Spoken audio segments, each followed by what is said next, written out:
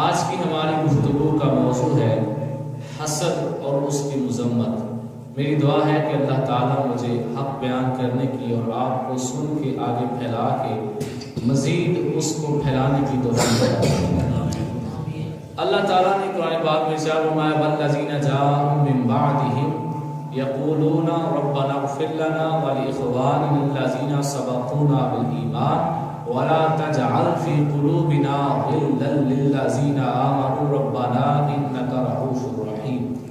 عموماً یہ آیت پاک آپ محافل کل میں سنا کرتے ہوں گے، کل کی محفلوں میں آپ اکثر کی آیت کریمہ سنتے رہتے ہوں گے، لیکن جہاں ہم سنتے ہیں یہاں تک سنائی جاتی ہے ربنا اغفر لنا ولاخواننا الذین سبقونا بالایمان، یہاں تک ہمیں یہ آیت سنائی جاتی ہے کہ ایمان والے اللہ تعالیٰ سے کیا دعا کرتے ہیں کہ یا اللہ ہم سے جو پہلے گزر گئے انہیں بھی بخش دے، ہمیں بھی بخش دے۔ اب اس سے آگے کیا ہے؟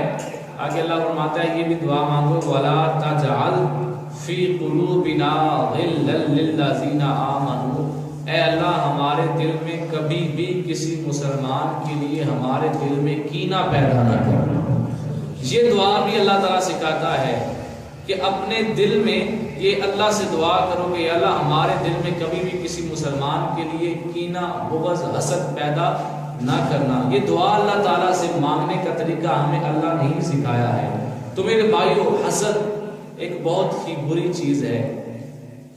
حسد کے ساتھ ملتی جلتی ایک اور بھی چیز ہے، ایک حسد ہے اور ایک رشک ہے۔ رشک کو عربی زبان میں غیبتہ کہا جاتا ہے۔ حسد کیا ہے؟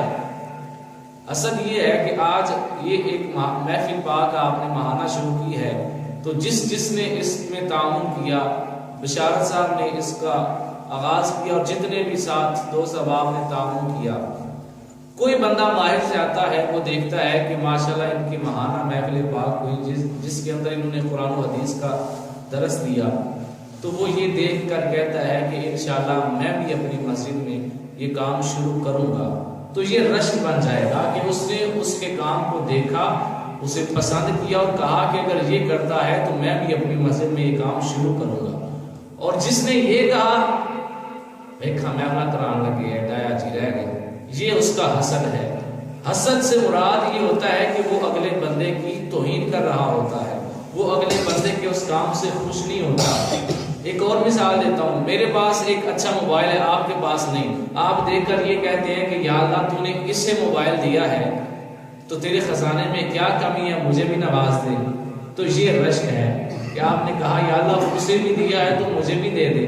لیکن اگر آپ یہ کہیں دیکھ کر کہ اس کے پاس بڑا اچھا موبائل ہے، یا اللہ یا تو یہ مجھے دے دے یا اس کا ٹوٹ جائے، یہ جو ہے یہ حسد ہے کہ اس میں یہ التجا ہوتی ہے بندے کی کہ اس سے یہ چیز چھن جائے، اس کے پاس یہ چیز نہ رہے۔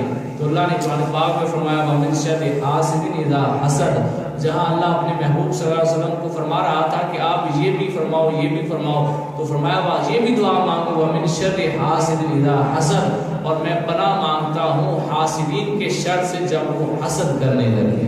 تو یہ حسد ایک ایسی چیز ہے، اس سے ڈرایا گیا ہے۔ اگر آپ کو یہ ویڈیو پسند آئی ہے تو لائک بھی کیجئے اور اپنے دوستوں کے ساتھ اسے شیئر بھی کیجئے۔